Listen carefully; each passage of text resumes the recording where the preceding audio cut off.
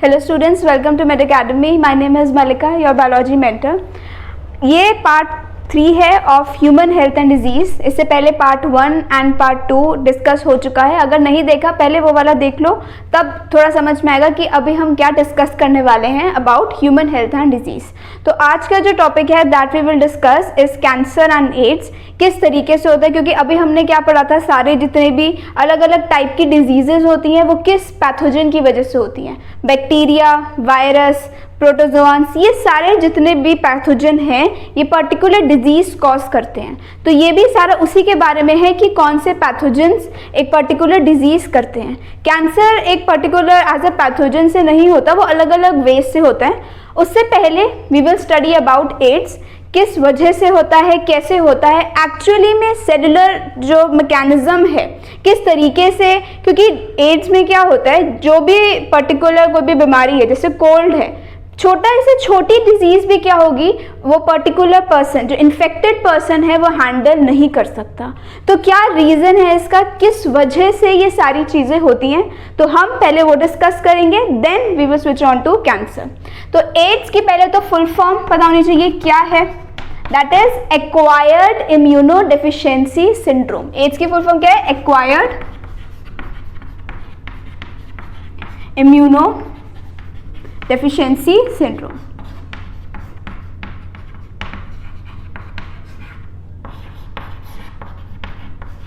अब ये सिंड्रोम का क्या मतलब होता है, नॉर्मल तो हमने डिजीज पढ़ गया, ये अलग ही नाम है, एक्वायर्ड इम्यूनो डेफिशिएंसी सिंड्रोम।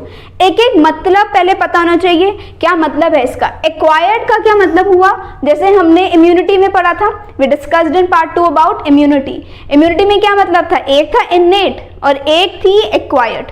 दो टाइप की इम्यूनिटी थी। इनेट में क्या हो रहा था, जो ऑलरेडी बॉडी में प्रेजेंट है, ऐसे सेल्स जो क्या कर सके, बॉडी को प्रोटेक्ट कर सके, that was included under your innate immunity. अब एक्वायर्ड क्या था कि बॉडी बनाती है अपने सेल्स ताकि अगर पैथोजन इफेक्ट करता भी है तो उसके अगेंस्ट क्या होता है, सेल्स क्या करेंगे, एंटीबॉडीज बनाएंगे ताकि वो सेल इफेक्ट ना कर सके, जो पैथोजन है वो इफेक्ट ना कर सके। ये एक्वायर्ड होता है। इम्यूनो डेफिशिएंसी, इम्यूनो का मतलब क्या हुआ, इम्यून सिस्टम में कुछ प्रॉब्लम्स आ जाएंगी और उसकी वजह से क्या होगा, syndrome. Syndrome is group of symptoms, मतलब बहुत सारे, अगर एक बीमारी भी है उसके इतने सारे सिम्टम्स शो होंगे कि वो क्योर भी नहीं हो सकते। तो सिंड्रोम का क्या मतलब हुआ, ग्रुप ऑफ सिम्टम्स, बहुत सारे, क्योंकि होगा, अभी हम डिस्कस करेंगे कि किस तरीके से प्रेजेंट है। अब एड्स होता किसकी वजह से, वायरल डिजीज है, वायरस की वजह से ही होता है। रेट्रोवायरस है, रेट्रो मतलब क्या हुआ, आरएनए जीनोम उसका प्रेजेंट है। और वो कौन सा वायरस है, रेट्रोवायरस कौन सा है, वो that is your HIV, that is HIV, ठीक है। अब इसकी वजह से, HIV वायरस की वजह से ये सारे जितने भी सिम्टम्स हैं, जो ये सिंड्रोम है, एड्स क्यों बोला है, ग्रुप ऑफ सिम्टम्स, बहुत सारी बीमारियां लग जाएंगी अगर एक पर्टिकुलर पैथोजन ने बॉडी को अफेक्ट किया तो। और वो किसकी वजह से हो रहा है, वो हो रहा है retrovirus, that is your HIV। तो हम पढ़ेंगे कि मैकेनिज्म क्या है, कैसे HIV वायरस जब बॉडी के अंदर इफेक्ट करता है तो क्या अलग अलग सिम्टम्स होते हैं, कैसे होते हैं। मेजरली एक और चीज़ ध्यान रखनी है, HIV, ये HIV virus T helper cells को इफेक्ट करता है। अब T हेल्पर सेल्स क्या होते हैं, जो B सेल्स को हेल्प करते हैं क्या करने में, एंटीबॉडीज बनाने में। जैसे हमने पार्ट 2 में पढ़ा दैट जब T सेल्स बोलेगा B सेल्स को कि अब तुम्हें क्या करना है, अब तुम्हें आर्मी बनानी है, अब तुम्हें एंटीबॉडीज बनानी है। अब पैथोजन ने अटैक किया है, कोई फॉरेन सब्सटेंस ने बॉडी पे अटैक किया है, तो T सेल्स गाइड करेगा B सेल्स को टू प्रिपेयर एंटीबॉडीज। ऐसे ही अब जो ये HIV वायरस है, HIV वायरस क्या करेगा, T हेल्पर सेल्स को डैमेज करेगा। वो काम ही यही करेगा कि T सेल्स क्या कर सके, B सेल्स को गाइड ही नहीं कर सके। अब अगर T सेल्स धीरे धीरे करके डैमेज होने शुरू हो जाएंगे तो क्या B सेल्स ये आर्मी पूरी बना सकते हैं, क्या एंटीबॉडीज बनेंगी, नहीं बनेंगी। क्यों, क्योंकि T सेल्स में ही इफेक्ट आया है। जो HIV वायरस है वो क्या कर रहा है, इन शॉर्ट T सेल्स को ही एक तरीके से डैमेज कर रहे हैं ताकि वो बी सेल्स को आगे एंटीबॉडीज बनाने के लिए गाइड ना कर सके। तो we will discuss about the mechanism कि किस तरीके से HIV वायरस सेल्स में जाता है, न्यूक्लियस में जाता है सेल के अंदर, फिर वो सेल के अंदर चला गया, न्यूक्लियस के अंदर चला गया, फिर वो आ गया और वायरस पार्टिकल्स अपनी प्रोजेनी बनाते हैं। तो किस तरीके से बनाएगा वो,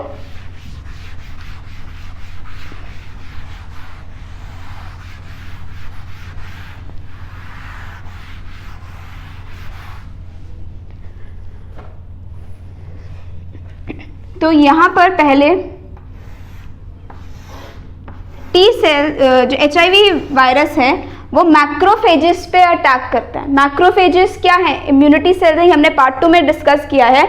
मैक्रोफेजेस अलग अलग टाइप के और भी इम्यूनिटी के सेल्स होते हैं जो हेल्प करते हैं बॉडी को पैथोजन से बचाने के लिए। तो this is your macrophage cell है।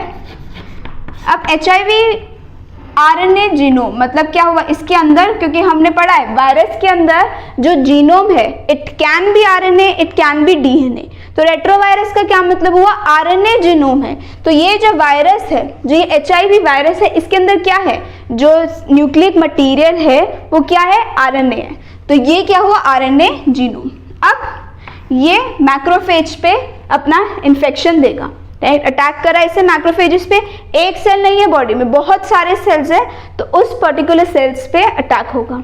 ठीक है, उसके बाद अब क्या होगा, यहाँ ये जो इसका न्यूक्लिक एसिड है, जो इसका न्यूक्लिक मटेरियल है वो आ गया सेल्स के अंदर, राइट। ये RNA जीनोम हो गया।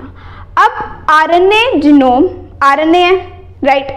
RNA किसके अंदर ट्रांसफर होगा, इन आर न्यूक्लियस, जो सेल में, क्योंकि हर एक सेल में न्यूक्लियस प्रेजेंट होता ही होता है। Nucleus is what, are genetic material जो आगे ट्रांसफर होता है फ्रॉम वन पेरेंट टू, मतलब जनरेशन में आगे ट्रांसफर हो सकता है। तो इसमें क्या होगा, RNA से क्या बनेगा, DNA, डबल स्ट्रैंडेड स्ट्रक्चर बनेगा, राइट। RNA से DNA बना और एंजाइम इसमें काम करता है जो RNA से DNA बनाने में हेल्प करता है। In transcription we have studied कि DNA से RNA बनता है, सेंट्रल डॉग्मा पढ़ा ही है, उसमें क्या हो रहा था, DNA से RNA बन रहा था, RNA से फिर प्रोटीन बन रहा था, राइट। ये पूरा वॉटसन एंड क्रिक ने जो मॉडल बताया था वो यही था ना, DNA से RNA, देन RNA से प्रोटीन। ट्रांसक्रिप्शन का प्रोसेस क्या था, DNA से RNA बनना, और उसको जो एंजाइम था वो क्या था, ट्रांसक्रिप्टेज। वो कौन सा एंजाइम था, ट्रांसक्रिप्टेज। ट्रांसक्रिप्शन में है जो एंजाइम, ये क्या करता है, ट्रांसक्रिप्टेज DNA को RNA में कन्वर्ट करता है ताकि RNA क्या बना सके, प्रोटीन बनाने में हेल्प कर सके। अब उल्टा प्रोसेस है ना, ये RNA है और इसको RNA को किस में कन्वर्ट होना है, DNA में कन्वर्ट होना है, राइट। RNA को DNA में उल्टा जाना है, तो एंजाइम इसमें कौन सा काम करेगा, एंजाइम होगा इसके अंदर। अगर वापस से RNA से DNA में कन्वर्ट होना है तो एंजाइम कौन सा होगा, रिवर्स ट्रांसक्रिप्टेज।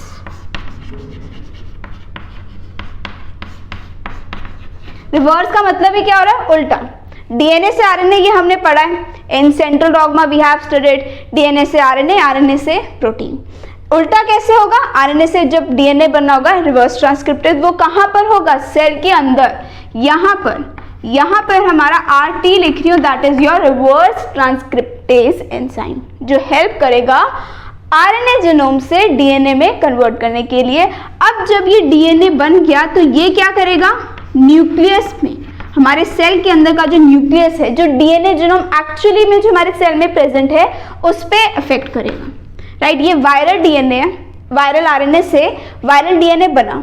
अब वायरल DNA क्या करेगा, न्यूक्लियस में, सेल के न्यूक्लियस में अफेक्ट करेगा और फिर उसकी वजह से इसके अंदर इंटीग्रेट हो गया, राइट। जैसे ये हमारा न्यूक्लियस है, उसके अंदर हमारा DNA है, उसके अंदर ये वायरल DNA आके अटैच हो गया, राइट। तो इससे क्या होगा, हमारा खुद का जो DNA था वो तो अब नहीं रहा, वो अब क्या हो गया, वायरल DNA हो गया, क्योंकि वायरस ही गाइड कर रहा है कि अब ये क्या बनेगा आगे, वायरस पार्टिकल्स। बहुत सारे क्या बन जाएंगे, ये वायरस पार्टिकल्स, मतलब अपना ही ये खुद का है, क्योंकि इसके अंदर, क्योंकि न्यूक्लियस क्या है, जेनेटिक मटेरियल है, ये आगे डीएनए बनाने में हेल्प करता है। अगर वायरल डीएनए न्यूक्लियस पे अटैक किया तो वो क्या करेगा, गाइड करेगा कि अपने खुद की प्रोजेनी बनाएगा, ना कि होस्ट सेल की जिसके अंदर वो प्रेजेंट है। समझ रहे हो कि वायरल डीएनए क्या करेगा, न्यूक्लियस के अंदर अटैक करेगा और फिर न्यूक्लियस डीएनए में क्या कर देगा, वो अपनी खुद की प्रोजेनी बनाएगा, न्यूक्लियस को गाइड करेगा कि तुझे मेरी प्रोजेनी बनानी है, मेरे वायरस के और पार्टिकल्स बनाने हैं। तो उससे क्या हो जाएगा, बहुत सारे वायरस के पार्टिकल्स बन जाएंगे, राइट। बहुत सारे वायरल डीएनए बहुत सारे बन गए। और ये वायरल डीएनए अब क्या करेंगे, क्या बताया था मैंने कि एचआईवी क्या करता है, टी लिम्फोसाइट टीएच सेल्स पे काम करते हैं। तो ये वायरस पार्टिकल्स क्या करेंगे, टी हेल्पर सेल्स के पास जाएंगे और उसको धीरे धीरे करके अटैक करना, खत्म करना शुरू कर देंगे। तो जैसे ही टी सेल्स कम होने लगे बॉडी के अंदर, क्योंकि जब टेस्ट होता है, एंटीबॉडी टेस्ट जो होता है और जो भी एचआईवी पेशेंट्स का जो टेस्ट होता है, उसमें टी सेल्स, ये पर्टिकुलर सेल्स कम होते हैं। जो नॉर्मल अमाउंट होती है बॉडी के अंदर, वो एज में क्या हो जाता है, वो टी सेल्स की जो वैल्यू है वो क्या हो जाएगी, कम हो जाएगी। और उसकी वजह से क्या होगा, बॉडी प्रोटेक्टेड नहीं रहेगी।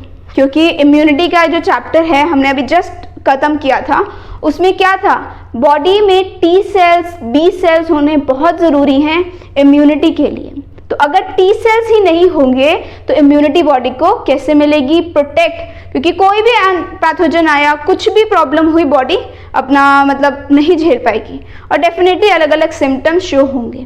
तभी एड्स को क्या बोला, ग्रुप ऑफ सिंड्रोम। बहुत सारे सिम्टम, छोटी से छोटी बीमारी भी बॉडी नहीं हैंडल कर सकती, जो नॉर्मल कंडीशंस में हैंडल हो सकती है, राइट। तो ये कंडीशन, ये मतलब मैकेनिज्म था कि कैसे एचआईवी वायरस मैक्रोफेज पे अटैक करेगा और उसके बाद कैसे टी सेल्स में डैमेज होना शुरू होगा। अब इसकी बात करते हैं सिम्टम्स और ट्रांसमिशन के बारे में कि कैसे होता है, क्या क्या सिम्टम्स शो होते हैं। इन्फेक्शन पीरियड एक अलग चीज़ होती है और सिम्टम का जो पीरियड होता है वो अलग होता है। दोनों में कंफ्यूज नहीं होना कि इन्फेक्शन पीरियड क्या होगा और सिम्टम का जो पीरियड है वो क्या होगा। तो उसके लिए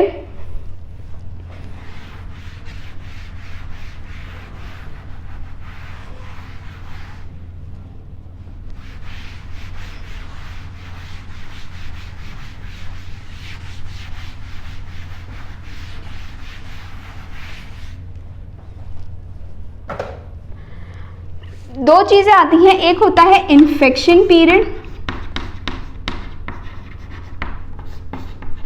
और एक हुआ सिम्टम का पीरियड। जरूरी नहीं कि जब इन्फेक्शन हुआ, जब एचआईवी वायरस बॉडी के अंदर इन्फेक्ट किया सेल्स में, तभी एकदम से 2 दिन बाद आपको सिम्टम दिखने शुरू हो जाएंगे कि अगर ज़रा सा कोल्ड भी हो गया तब बॉडी हैंडल नहीं कर पा रही, फीवर हो गया तब बॉडी हैंडल नहीं कर पा रही। This is not the case. इसमें क्या हो गया, इन्फेक्शन भले अगर आपको हो गया, सिम्टम जरूरी नहीं कि एकदम से आपको दिखेंगे, 1 हफ्ते बाद आपको सिम्टम्स दिखने शुरू हो गए। Symptom period can vary from 5 to 10 years.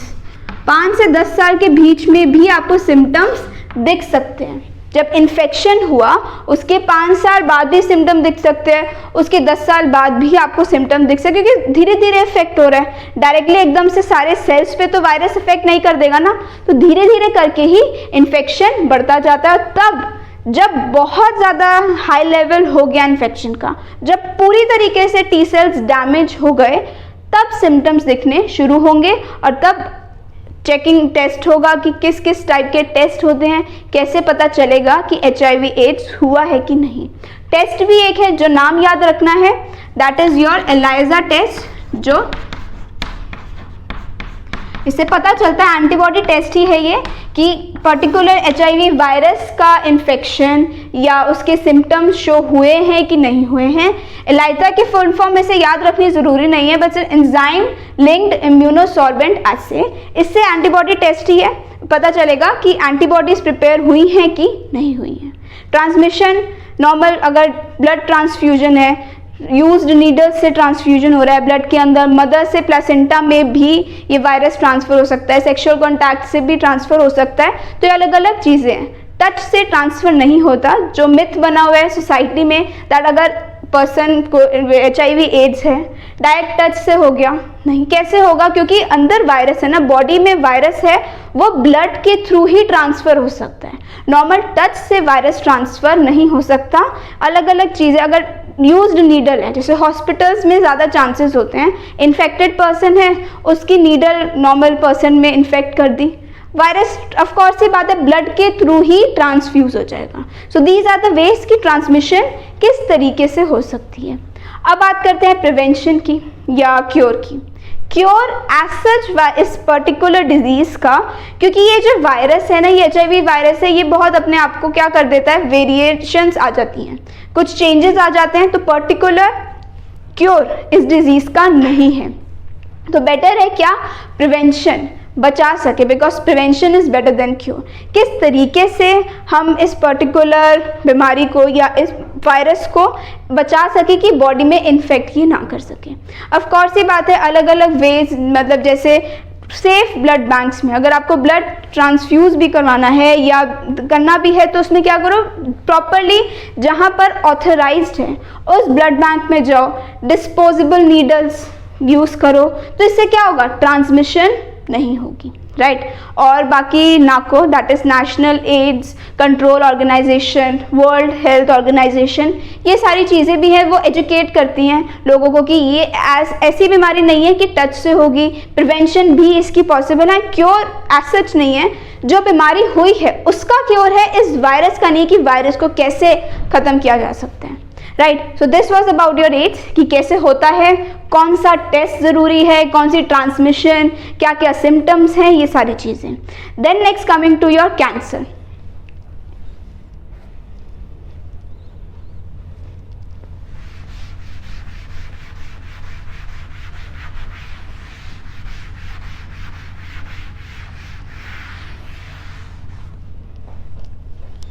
Next is your cancer.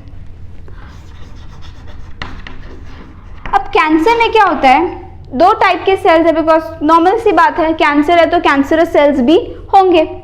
Normal sales में क्या होता है, एक प्रॉपर्टी होती है that is called as contact inhibition. क्या मतलब है इसका, कॉन्टैक्ट इनहिबिशन।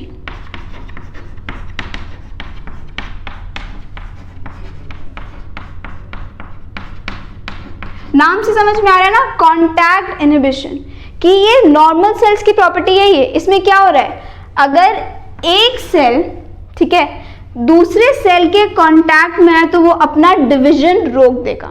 क्या मतलब हुआ इसका, सपोज ये नॉर्मल सेल बहुत ज़्यादा, यहाँ पर एक दूसरा सेल है, ये नॉर्मल सेल डिवाइड कर रहा है, डिवाइड कर रहा है, डिवाइड करता जा रहा है। अब क्या हुआ, दूसरे सेल के कांटेक्ट में आ गया ना, ये दूसरा सेल है, तो क्या होगा, नॉर्मल सेल्स में अब इतनी सेंस होगी, इतना मतलब रिस्पॉन्स होगा कि वो क्या कर सके, अगर कोई दूसरा सेल भी है कि जस्ट कांटेक्ट में टच हो गया, वो क्या करेगा, अरे अब मुझे रुकना है, अब मुझे डिवीजन नहीं करनी है क्योंकि दूसरे सेल के साथ मेरा टच हो गया है। तो ये क्या होगा, that is called as contact inhibition, कि दूसरे सेल के कॉन्टैक्ट में आने से सेल क्या करेंगे, अपनी डिवीजन की प्रॉपर्टी को इनहिबिट कर देंगे, राइट। इनहिबिट कर दिया मतलब ये और इधर से नहीं बढ़ेगा, ये इधर से नहीं बढ़ेगा, ये फिर आगे अपना दूसरा प्रोसेस कंप्लीट करेगा। So this process is called as contact inhibition. अब कैंसर सेल्स में क्या होगा, कैंसर सेल्स में ये वाली प्रॉपर्टी नहीं होती या लॉस्ट हो जाती है। नॉर्मल सेल्स में ये प्रॉपर्टी है कॉन्टैक्ट इनहिबिशन, कि दूसरे कॉन्टैक्ट में आए सेल्स के तो अपने आप क्या हो गया, इनहिबिट कर दिया और ज़्यादा ग्रोथ नहीं हुई। कैंसर सेल्स में क्या होता है, कॉन्टैक्ट इनहिबिशन की प्रॉपर्टी लॉस्ट हो जाती है। कॉन्टैक्ट इनहिबिशन की मतलब अगर दूसरे के कॉन्टैक्ट में आए कोई बात नहीं, हम और यहाँ से साइड से डिवीजन करना शुरू कर देंगे, यहाँ से डिवीजन करना शुरू कर देंगे। मतलब क्या होगा, बेसिकली क्या हो रहा है, कैंसर में क्या हो रहा है, बहुत ज़्यादा एक्सेस में क्या होती जा रही है, सेल्स की डिवीजन होती जा रही है। यही मतलब होता है ना कि बहुत ज़्यादा सेल्स एक्सट्रीम लेवल पर बढ़ते जा रहे हैं भले ही, और वो क्या होगा, जो न्यूट्रिशन नॉर्मल सेल्स को मिलता है ना, कैंसर सेल क्या करेंगे, उनका न्यूट्रिशन लेने की कोशिश करेंगे और वो न्यूट्रिशन से वो क्या करेंगे, ग्रोथ अपनी शुरू करते जाएंगे। तो ये दो डिफरेंस है किसमें, कैंसर सेल्स में और उसमें नॉर्मल सेल्स में। कैंसर सेल को अब बहुत ज़्यादा ग्रोथ हो रही है, तो ट्यूमर वर्ड सुना है, ट्यूमर का मतलब क्या हुआ कि एक्सेस में कैंसर सेल्स की ग्रोथ हो रही है, तो वो क्या करेंगे, कंपैक्ट स्ट्रक्चर एक बना लेंगे, that is called as tumour.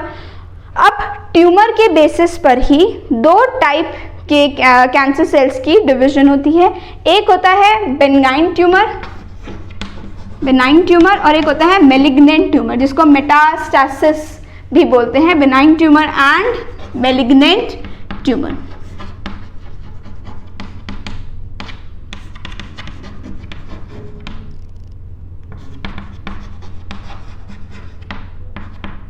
Malignant and benign tumour. Benign में क्या हो रहा है, सेल्स जो है, जो डिवाइड कर रहे हैं, जो सेल्स वो एक ही पर्टिकुलर पोजीशन पर ही डिवाइड कर रहे हैं। मतलब जैसे नॉर्मल में अगर ब्लड की बात नहीं करते, ट्यूमर कहाँ पर हो सकता है, ब्रेन ट्यूमर होता है, राइट, लंग में हो गया ट्यूमर, तो वो क्या हो रहा है, जो सेल्स की एक्सेस में जो डिवीजन हो रही है ना, वो एक पर्टिकुलर जगह पर ही हो रही है, जो डिवीजन हो रही है वो वहीं पर हो रही है, तो एक कन्फाइंड जगह पर है और वो मूव नहीं कर पा रहे, तो उसे हमने क्या बोल दिया, बेनाइन ट्यूमर। और मैलिग्नेंट का क्या मतलब हुआ, मैलिग्नेंट मतलब एक जगह पे बहुत ज्यादा डिवीजन हुई, वो ब्लड के थ्रू वो सेल्स दूसरी जगह पे चले गए, तो वहां पर पूरा एक स्ट्रक्चर, बहुत ज्यादा कंपैक्ट स्ट्रक्चर बना दिया, तो उसे क्या बोल दिया, मैलिग्नेंट ट्यूमर। और इस प्रॉपर्टी को, जो ऐसे सेल्स हैं जो हर एक जगह पे ब्लड के थ्रू ट्रांसफ्यूज होके हर एक बॉडी पार्ट में, क्योंकि सपोज ब्रेन में डिवीजन हुई, ब्रेन में कैंसर सेल्स में ट्यूमर था तो डिवीजन हुई, अब वो जो सेल्स हैं, जो कैंसरस सेल्स है ना, वो पूरे बॉडी में चले गए, बॉडी से वो मतलब ब्लड से वो लंग्स में आ गए, लंग में ट्यूमर हो गया, तो अलग अलग जगह पे क्या करते जा रहे हैं, वो कैंसर सेल्स की ग्रोथ बढ़ाते जा रहे हैं, तो इस ट्यूमर को क्या बोलेंगे हम, we will call it as malignant tumour. और इस प्रॉपर्टी को क्या बोलते हैं, ये प्रॉपर्टी क्या है, कैंसर जो पूरी डिवीजन हो रही है, पूरे बॉडी पार्ट में कैंसर सेल्स की डिवीजन हो रही है, इस प्रॉपर्टी को we call it as metastasis. मतलब मूवमेंट हो रही है कैंसरस सेल्स की और वो क्या कर रहे हैं, कॉन्टिन्यूअस डिवीजन कर रहे हैं, वो कॉन्टैक्ट इनहिबिशन की प्रॉपर्टी नहीं शो कर रहे, so this property is called as metastasis, right. ये बात हो गई, कैंसर होता क्या है, अलग अलग टाइप क्या हैं, ट्यूमर सेल्स क्या होते हैं, ये सारी चीजें हो गई। अब हम बात करेंगे किसकी वजह से होता है कैंसर। देखा हमने, नॉर्मल सेल्स की प्रॉपर्टी थी वो कैंसर सेल्स में कन्वर्ट हो गई, मतलब डिवीजन की प्रॉपर्टी बढ़ गई, रुकने की, कॉन्टैक्ट इनहिबिशन की कम हो गई। अब पढ़ते हैं कि कैसे होता है, ये तो पढ़ लिया हमने क्या रीजन है, किसे बोलते हैं कैंसर, राइट। अब कैसे होता है, तो ये होते हैं कुछ एजेंट्स जो कॉज करते हैं कैंसर, फिजिकल एजेंट्स होते हैं, केमिकल एजेंट्स, बायोलॉजिकल एजेंट्स, जो क्या कर रहे हैं, कैंसर मतलब नॉर्मल सेल्स में ऐसी कुछ चेंजेस ला रहे हैं कि वो कैंसर सेल्स में कन्वर्ट हो जाए, राइट। तो फिजिकल एजेंट्स कौन कौन से हुए, मतलब एक्सटर्नली कुछ चीज़ें क्या करती हैं जो नॉर्मल सेल्स को किस में डिफ्रेंशिएट कर देती है, into cancerous cells.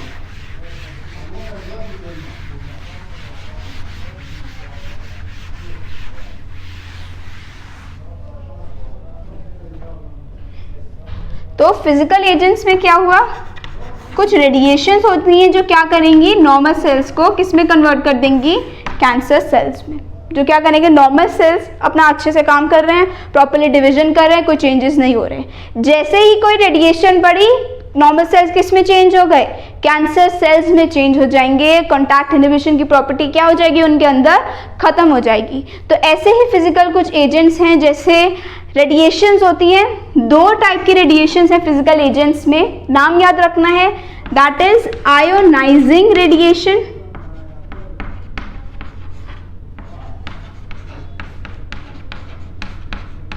And another is non ionising radiation.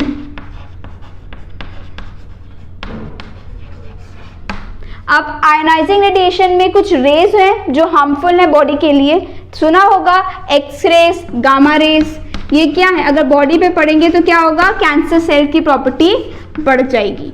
तो ये किस में आए, ये नाम याद रखना, very very important. Ionising radiation come under X rays and gamma rays, मतलब इनके अंदर जो ये रेडिएशंस है वो कौन सी हैं, एक्सरेज की हैं और गामा रेज की हैं। नॉन आयोनाइजिंग में कौन सी आएंगी, यूवी रेज, और ये क्या करते हैं, डीएनए को डैमेज कर देंगे।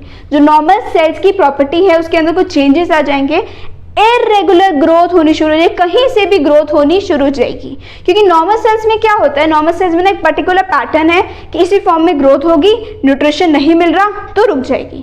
कैंसर सेल्स में क्या होता है, अगर न्यूट्रिशन नहीं भी मिलता तो वो क्या करेंगे, फिर भी उनकी ग्रोथ होती है। इस तरीके की प्रॉपर्टी है कि कैंसर सेल क्या कर सके, अपनी ग्रोथ कर सकते हैं, राइट। तो यूवी रेज किसके अंदर आएंगे, नॉन आयोनाइजिंग रेडिएशंस में, और यूवी रेज क्या करेंगे, डीएनए डैमेज।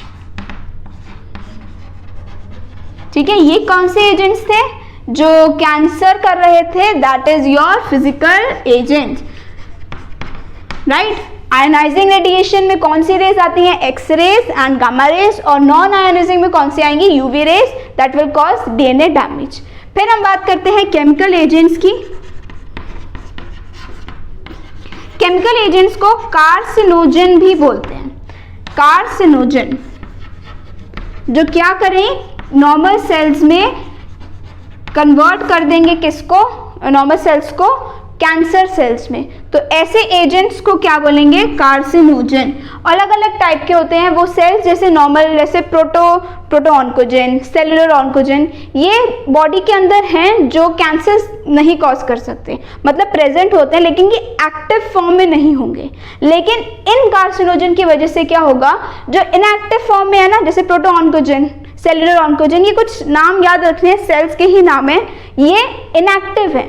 लेकिन जैसे ही कार्सिनोजन अफेक्ट करेगा, कुछ केमिकल एजेंट्स उस पे, प्रोटोऑन्कोजेन पे या सेलुलर ऑन्कोजेन पे इफेक्ट करेगा, तो वो नॉर्मल सेल्स किस में कन्वर्ट हो जाएंगे, कैंसरस सेल्स में, केमिकली।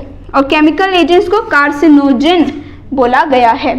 फिजिकल एजेंट्स में क्या था, रेस की वजह से normal cells were transforming into chemical cancer cells, और इसमें इस पर्टिकुलर एजेंट में क्या हो रहा है, केमिकल की वजह से प्रोटोऑन्कोजेन एंड सेलुलर ऑन्कोजेन किसमें कन्वर्ट हो रहे हैं, मतलब इनएक्टिव फॉर्म में ये क्या हो रहे हैं, एक्टिव हो रहे हैं। और ये जब एक्टिव हो गए तो ये क्या करेंगे, नॉर्मल सेल्स को कन्वर्ट कर देंगे किसमें, कैंसरस सेल्स में, राइट।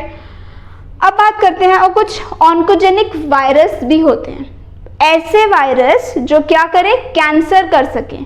तो ऑन्कोजेन, ऑन्कोजीन का यही मतलब हो कि जो ऐसे सेल्स जो कैंसर की प्रॉपर्टी को बढ़ा सके, ऑन्कोजीन का मतलब वो होता है, ठीक है।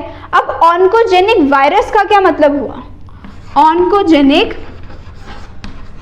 वायरस का क्या मतलब हुआ, ऐसे वायरस, वायरस है ना ये, ऐसे वायरस जो क्या करे, कैंसर की प्रॉपर्टी को बढ़ा सके, that cells are called as oncogenic virus, ठीक है, that cells are called as oncogenic virus. ये तो बात हुई कि कैंसर होता क्या, हमने पढ़ा, किसकी वजह से होता है, अलग अलग एजेंट्स पढ़े, physical, chemical and biological agents पढ़े। अब बात करेंगे कि पता कैसे चलेगा, ये तो नॉर्मल है कि सेल्स की बहुत ज़्यादा ग्रोथ हो रही है बॉडी के अंदर, जब तक सिम्टम्स हमें नहीं दिखेंगे हमें नहीं पता चलेगा। अलग अलग टेस्ट होते हैं, अलग अलग वेज हैं जिसकी वजह से वी कैन आइडेंटिफाई, या डॉक्टर्स ही करते हैं कि कैंसर है कि नहीं। तो अब पढ़ेंगे डिटेक्शन, कैसे पता लगता है कि लैब्स में भी जैसे पता लगता है कि कैंसर प्रॉपर्टी शो हो रही है कि नहीं हो रही है, क्योंकि सेलुलर लेवल पर ही पता चलेगी। तो अलग अलग इसके वेज हैं जिससे पता चलेगा।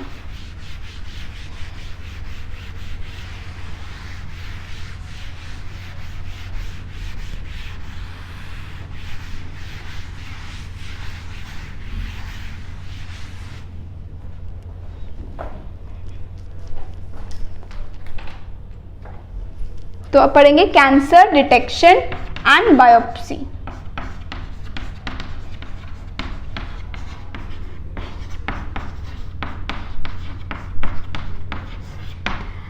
कैंसर डिटेक्शन का मतलब क्या लग रहा है कि कैंसर पता चलेगा, अलग अलग वेज होते हैं, जैसे MRI, CT स्कैन, टोमोग्राफी, ये अलग अलग वेज हैं जिससे पता चलता है कि कैंसर किससे डिटेक्ट हो रहा है। बायोप्सी का क्या मतलब हुआ, उससे भी पता चलता है कि कैंसर है कि नहीं है। बायोप्सी का मतलब, बायोप्सी बेसिकली ना हिस्टोपैथोलॉजिकल स्टडीज में आता है। क्या मतलब हुआ इसका,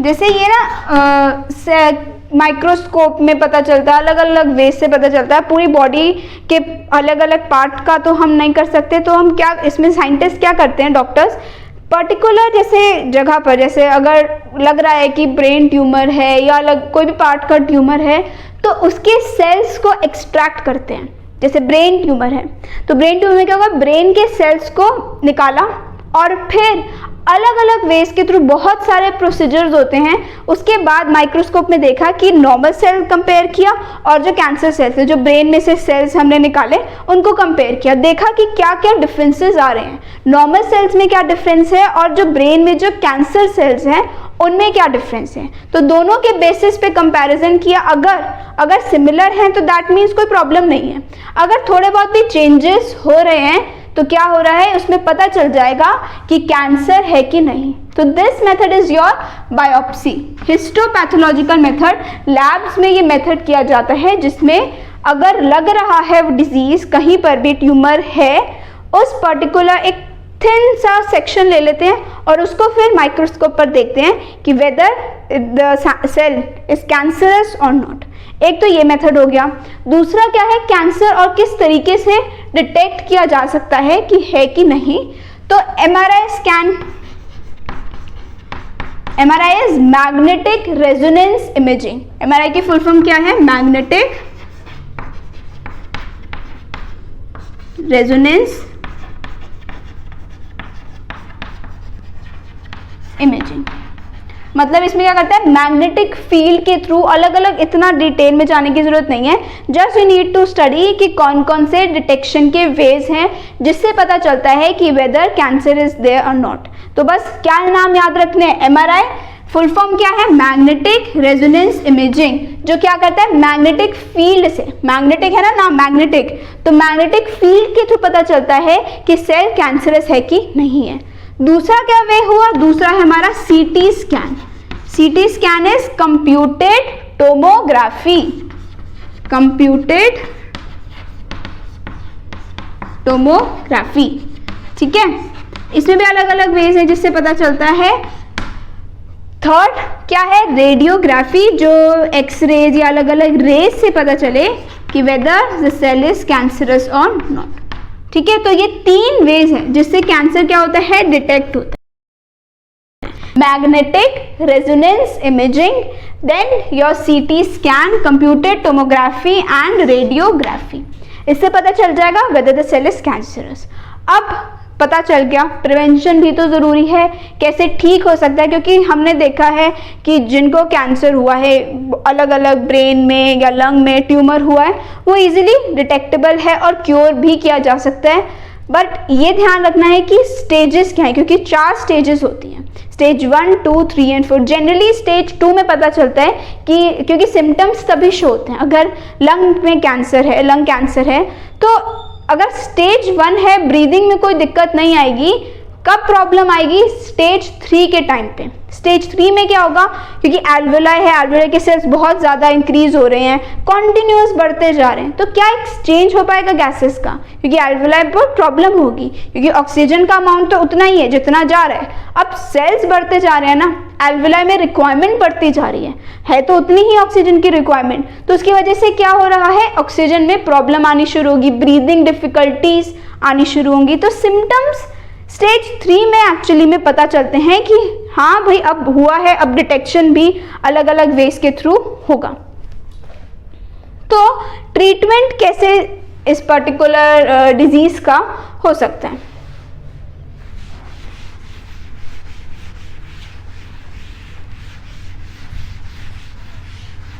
कुछ साइड इफ़ेक्ट्स भी होते हैं, अगर ये ट्रीटमेंट चल रहा है तो इनके साइड इफ़ेक्ट्स भी होंगे। तो ट्रीटमेंट्स क्या हुए,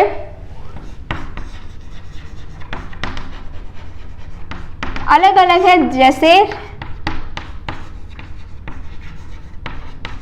सर्जरी ही होती है, इसमें रेज ऐसे रेज डाली जाती हैं जो क्या होंगी, डैमेज करेंगी किसको, कैंसर सेल्स को। ठीक है, डैमेज कर दिया कैंसर सेल्स को, लेकिन ऐसा इस चीज़ में ध्यान रखना है कि अगर कैंसर सेल्स डैमेज हो रहे हैं तो साइड में जो नॉर्मल सेल्स है वो डैमेज ना हो, क्योंकि ये रेज क्या होंगी, उनके लिए डैमेज होंगी कैंसर सेल्स के लिए। नॉर्मल सेल्स अगर डैमेज होते भी हैं तब दिक्कत आएगी, तब प्रॉब्लम्स आएंगी। तो रेडियोग्राफी में क्या होगा, रेज, एक्सरेज या किसी भी टाइप की रेज डाली जाएंगी जिससे कैंसर सेल्स क्या हो जाएंगे, डैमेज हो जाएंगे, नॉर्मल सेल्स अपने रहेंगे। दूसरा ट्रीटमेंट क्या है, कीमोथेरेपी। इसमें कुछ कीमोथेरेपेटिक ड्रग्स दिए जाते हैं जिससे क्या होगा, डैमेज हो जाएगा कैंसर सेल्स को, और पेन किलर्स इस टाइप की, ताकि इफेक्टिव है, बहुत ज़्यादा स्ट्रॉन्ग ये मेडिसिन होती हैं, बहुत रेज स्ट्रॉन्ग डलती हैं। सर्जरी भी होती है जिसमें सर्जरी में क्या है, अगर बहुत ज़्यादा मतलब पूरा मेलिग्नेंट ट्यूमर अगर नहीं है तो सर्जरी से जहाँ पर वो ट्यूमर है डायरेक्टली निकाला जा सकता है। बाकी रेज भी अगर बहुत ज़्यादा पूरी बॉडी में ट्रांसफ़र हो गया तो रेज भी उसमें जगह पर इन्फेक्ट की जाती है ताकि कैंसर सेल्स डैमेज हो जाए और नॉर्मल सेल्स रहें। कुछ साइड इफ़ेक्ट्स भी होते हैं जैसे हेयर लॉस, अनीमिया, ये भी प्रॉब्लम्स भी, क्योंकि बहुत स्ट्रॉन्ग रेडिएशंस है ना, इतनी स्ट्रॉन्ग रेडिएशंस है, बॉडी हैंडल नहीं कर पाता, नॉर्मल सेल्स में भी दिक्कत आती है। तो अलग अलग साइड इफ़ेक्ट भी इस पर्टिकुलर ट्रीटमेंट में, कैंसर की अगर ट्रीटमेंट करवा रहे हैं तब होंगे। राइट, सो हमने अभी पढ़ा कैंसर होता क्या है, किसकी वजह से हो रहा है, फिजिकल, केमिकल, बायोलॉजिकल एजेंट्स। फिर हमने पढ़ा कि कैसे हम कैंसर को डिटेक्ट करते हैं, and then we studied about its prevention, कि किस तरीके से, और ट्रीटमेंट्स कि कैसे हम ट्रीट कर सकते हैं अगर हो भी जाए तो। Right, so with this we complete our part 3 जिसमें हमने एड्स के बारे में पढ़ा and cancer. Next we are going to study about drugs की अलग अलग वेज हैं, कैसे मेडिसिन में से एक्सट्रैक्ट करते हैं, ये सारी चीज़ें we will study in the next part. कोई भी प्रॉब्लम है, कोई भी दिक्कत है, please write in the comment section below इस चैप्टर से रिलेटेड, और साथ में आप मुझे टेलीग्राम पर भी फॉलो कर सकते हैं जिसके हैंड रिटन नोट्स आपको वहाँ मिल जाएंगे। कोई भी नीट से रिलेटेड और भी कोई दिक्कत है, you can DM me on the Instagram. Telegram और इंस्टाग्राम का link is given in the description box below. So please like, subscribe and share made academy. Thank you very much.